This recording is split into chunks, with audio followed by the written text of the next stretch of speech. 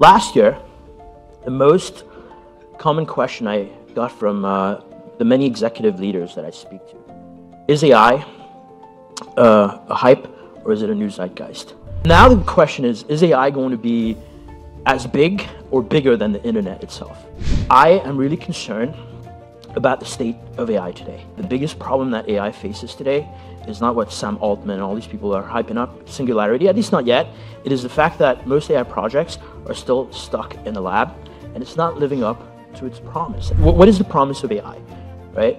From a non-tech perspective, from a business stakeholder, the people who are investing in it, what are they looking for?